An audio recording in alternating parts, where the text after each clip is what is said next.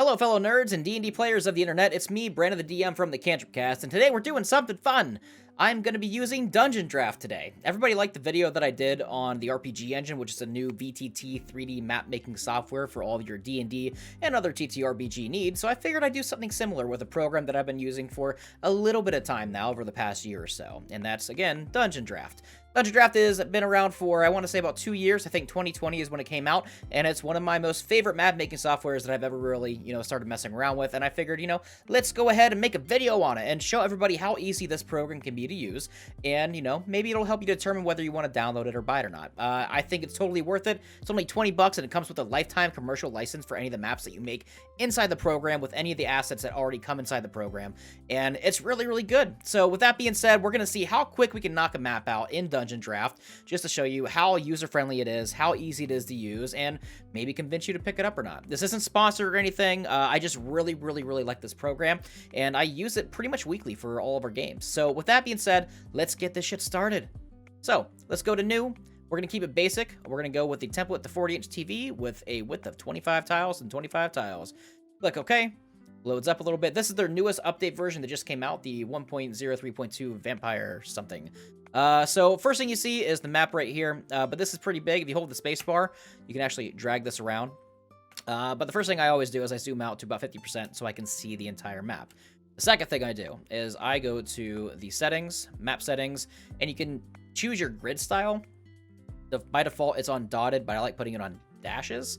I think it just looks better, in my opinion. I like the little transparent look of the dashes versus the more thick version. But there's also a narrow line if you want more defined lines, and then also a thick line. And I'm not the biggest fan of this one. To me, that's just kind of hard on the eyes.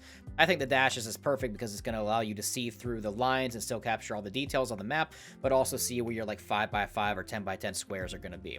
So let's get it started. I'm going to be making one of my favorite types of maps to make in this program, which is going to be like a forested lakeside camp area. They're really fun. They look really, really good, and they're really easy to make. And I really just want to show everybody how easy it can be and how nice they can look. So the first thing I always do is I go to the terrain settings, and I hit the terrain brush, and you can see your different terrain layers here. It starts off with 4, but you can always add more down here. So I'm going to go to the top layer, and we're going to make my default terrain like a mossy, like a cove area. I'm going to go to the second terrain area, and I'm going to go to the dirt, and I'm going to add like a dirt pathway to like where this camp is going to be. There's 2 different ways that you can go about this, at least how I would do it. The first way is you can have the brush size, be like the typical brush size, the default size, keep the intensity kind of default, and you can click and you can hold and just drag up. And you can make, kind of the pathway however you want it to, which doesn't look too bad. But what I personally like to do is I like to make the brush size kind of bigger and really increase the intensity. And instead of like clicking and dragging, what I'll do is I won't drag the click. I won't click and drag, but I'll click once, click twice, click a couple times, and kind of go up to create this more like natural looking pathway until you get something like this. As you can tell, what it does by doing that is instead of it being a solidified, like solid line, if you were to click and drag, it has more of a faded look around the edges and just blends it really, really nice. And that looks okay. Doesn't look too bad. The next thing I like to do is you can go to the water brush. Since I want to do like a lakeside kind of camp, I'm going to add, I guess, like the side of a lake kind of sticking off over the map, or the edge of the map. You can change the colors of the water. So let's change this to like a darker blue with more of a... And we'll keep that shallow color. Grab one of the brushes that you choose to use, and I'm just gonna define the edge over here and just make the side of like where a lake would be. Let that render out. There we go. And then we have the lake. If you can see, the lake itself is actually a little animated. You can see the water kind of flowing because you can export this as a VTT file, not just a JPEG. So when you load it into a VTT, you can actually see the animated water, which is really nice. Next up, there's the material brush. These are very specific. I can see they got some new things in here recently with this new update. I'll have to fiddle around with these later. The ones I'm familiar with are like, there's like these 6 right here I'm familiar with. But for this map particular, I don't really feel the need to make any of these. This is more of like a cavern terrain. This is like a raised grass terrain that you could do on a map like this. And there's some various different things here. We're going to skip that for now. But I do want to go to the path tool because one of my favorite things to do is, oh, this is different. They just put this over here. As I like to go to the wagon trail, which is down here. Looks like the name is wrong.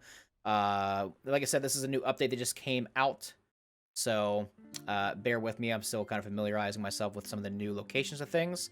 But this looks like the wagon trail right here. And we're going to click that. And I like to kind of make a wagon trail to make this look like a heavily traveled trail because it kind of goes back and forth as like a little encampment. I am going to take off this snap tool because you can see when I have the snap tool on down here, this dot kind of snaps in place. When I'm doing the pathway, I want it to be a little more freehand. And to do these pathways with the wagon trail is pretty easy. So I'm just going to click. You can just drag and click on the anchor points where you want it to be anchored at. So I'm going to do that. You just right click to end it. I'm going to do the same thing here. Start from the bottom. These cross, intersect a little bit. And just make it just look like, you know, a typical traveled pathway where adventurers or campers might go. And cool. So just like that, it's already starting to add a little more depth, a little more detail to what this encampment may look like. Sweet. Next up, while I'm on this page, I want to add a dock over here. There's a couple different ways you can do docks. You can go to the stamp tool and just add like a piece of wood over top. Or what I like to do to kind of give it like a custom length and width is I will pick one of the like wooden fences or the like wooden stairs over here. With this being I guess a lakeside forest encampment, I'm gonna do this one because this gives it like a nice little natural feel. These are super nice to use, these pathways. And all I'm gonna do is I'm gonna click one point. I'm going to start a little bit off the water. I'm going to drag. I don't like the size of that. I feel like that's too small for the kind of the size we're going with. So I'm going to Control Z that, increase the width a little bit, and try one more time. So let's go from there. There we go. I do like that. So we're going to keep it about there. Right click to end it, and there you have a nice little dock. Cool. Starting to come together. And let's go back. So I'm pretty much done with the path tools and the terrain brushes and whatnot. I'm not going to use any of the building tools for this kind of tutorial / like quick map making review. But if you like this video, make sure you like it and leave a comment. Maybe I can make another follow-up video on making like towns or caves and stuff, and I can use these other assets. So, but let's go over to the objects. This is where it's going to start coming to life. So I like to work from the top down or the bottom up. It really depends on what kind of mood I'm in. For this one, I'm going to work from top down. So I'm going to go to the scatter tool, and I want to start putting the trees in to really start bringing this place to life. So we're going to go to tags, tree, click on tree, and you have all sorts of trees over here you can use for your, your map that you want to use. So I'm going to pick one out. I like these trees a lot. So if I go over, you can see the general size that this is. And it's not too bad of a size, but I think I want to make them a little bigger. So you can adjust the scale because this is the scatter tool. Increase the scale a little bit. We're going to make this between like 2.3 and like 1.5. So there we go. That looks a lot better. I like that size a lot more. So click a few trees, add them around, do one there, maybe one down here like that off the map. Then I'll click another one. It's going to keep the same aspect that you originally set it to, but it's just a different tree that's going to rotate. We'll add another one here and like back here. And maybe over here. I'm going to click a different tree type now to kind of add some more texture instead of just using the same tree. Let's do these ones. Now, these ones are going to be... It keeps the same aspect size, but different assets have different default sizes. But this looks like it's going to be pretty well close to a match of what I'm looking for. And we're going to do the same thing. Just kind of start placing these, layering them, and really making this kind of fill out. As you can tell... It's kind of starting to come to life. You can see how this is turning into a foresty area. That being said, let's do some of the bigger trees. Yeah, I'll put one there. One here. I think that's good, actually. I like that. Do some stumps. I'm going to lower the layer down here. I'm going to put this below water. I should have made the trees like a layer 4, 3, or 2. I forgot to do that. Not a big deal, though, so I'm just going to hit the -1 below water and start placing these stumps. I'm going to keep everything kind of the same scale. That way everything's, the same aspect ratio for the most part, and just place a few stumps around. So one there, maybe one here, one peeking out through the woods here, back here, and maybe there's one back here. Sure. We got 4 stumps. Let's add another one. That's too big. Let's do just a different design one, maybe by the water. Cool. So we've got some trees, we got some forest line, we got some stuff going on. Let's add some stuff in the water. I want to add some water details, so let's add some twigs in the water. Same thing. These are gonna be twigs the way I imagine them, so I'm gonna make them a little smaller. That I imagine maybe some twigs fell off into the water over here, so let's just add a few like there. over here and like there. Yeah, as if there's some twigs or debris from the trees falling into the water, just to add those little details. So I think that looks good for the trees, but I do want to add maybe some fallen leaves as well too. These assets are super fun to play with. It really adds a lot of details when you start throwing things in here. So make those a little smaller, scatter some leaves about underneath the trees, because these details really do add up when everything is said and done. Yeah, and then you got some leaves that are kind of scattered around. What else do we have here? It looks pretty good for these assets that I want to use, but I'm going to add some grass now. I'm going to go to the... I think there is a grass... Actually, if I just do this, I'm going to type in grass. Boom. So, with the grass one, we're going to do the same thing. We want to make it visible, but not overbearing. So, that looks pretty good. So, I have some grass here. Just these little details really add up. These.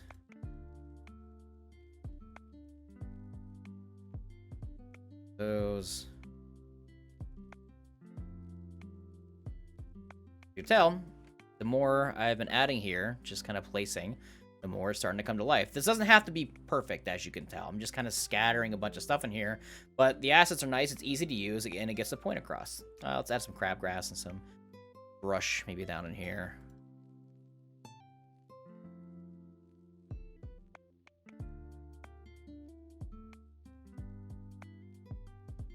Yeah, cool. That works. I like that. Cool. What else do we have? So we've got some grass, we've got some roots. What else do we have? As you can tell, there's all these tags over here, so if you want to kind of scroll through the assets they have, then you can do that. But let's do the camp while we're at it. So let's add a little encampment here. I want to add a tent, obviously, because we're doing some camping. So let's click on the tent tool. Starts off that size. Actually, when I start adding the individual assets like this, I don't want to scatter it anymore. I do want to do more of like an object. So it's just one. So I'm going to switch that over there so it's not going to be like a scattered tool. Click the tent. Oops, I'm on the wrong asset. Do this. Camp. Click on the tent. I'm going to make this as big as I want it to be. Maybe a little smaller than that. Yeah, that looks good. I'm going to add a slight rotation to it to return it that way. Then you have your tent here. Move that down so it's under the tree. Perfect. There we go. Every good campsite needs a campfire, so let's do that as well. That looks like it's the perfect size for the campfire. Is, however, underneath of that trail, so I'm going to put that on top of the trail. There we go. Here's a layer. Cool, so now we've got a little campfire outside of this tent. Why not a hammock? Let's add a hammock. I'm going to change the color of this hammock, though, to like a blue. Go. A little lower. I kind of like having a hammock right in here. I think that would look really good. Let's rotate that a little bit, make it a little smaller. Like one of those fine little details, like, oh, hey, there's a hammock in the woods. Spot. You know what? Let's put it right there. I think it'll look better there. Get that a little more. Bigger. There we go. So we have a nice little hammock between these two trees over here. And it's starting to look like a camp. Let's add some food. A little pig roast over top of the campfire. Those are fun details, right? Rotation. Cool. Now I want to add some smoke. Bring the campfire to life. Smoke. There we go. So let's pick out one of these smoke assets. I like...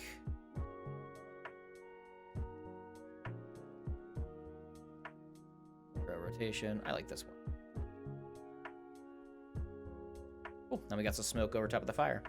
All right, what else would a camp have? I don't know. Let's see. Camp. We've got the... yeah, I think a bedroll would make sense if we had a bedroll somewhere outside of the camp. We'll like that one. Rotate that a little bit. We want to have it smaller than the tent, obviously, because, you know, why would it be bigger than the tent?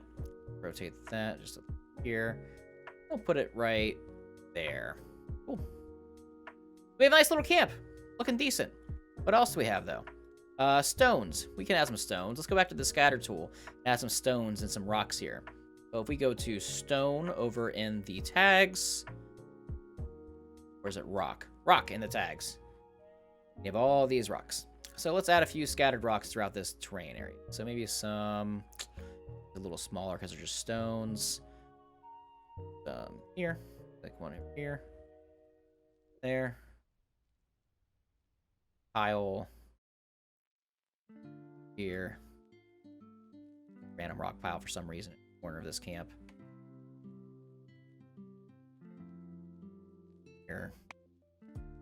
Maybe some more. Something I like to do that I've seen a lot of people do as well too is actually adding stones in the water to give it some texture. So I'm going to do that as well, just to kind of show the little shoreline here. Going to go around this little shore, add the rocks.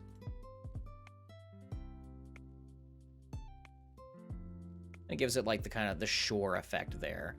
What we could do actually is, now that this is coming to life more, the nice thing about this program is the more you kind of go in depth with it and the more you do, the more ideas you get as you go. So let's go to the terrain brush. I actually want to go to the sand tool. I'm going to make this really small, maybe like that. Increase the intensity and just add a light brushing of like sand or shoreline type texture around this water. I'm just kind of lightly clicking, lightly dragging. I'm not holding it down because I don't want to overbear it, but I want to give it just enough. That way it blends nice and smooth and looks like this little water area has some sort of kind of, not beachfront to it, but I guess a shoreline of that. Cool. That looks good. Speaking of having some water and a shore and a little lake, we need a boat, don't we? I think a boat would make sense. Type of boat. Ooh. A little bigger. I think it should go like right next to the dock. Right there. Cool. There we go. And there's a lot more features you could add in here. I think there's like some fish, I want to say, too. Yeah. So let's add some underwater fish. Make that below water. Maybe there. Maybe like another one. Rotate this one up the other way. Cool. And I have like a lively little lake. So it went from just like a blue pond of water to more of a lively lake area. So what else do we have? Let's try to think of some more stuff that would be in a forested encampment area.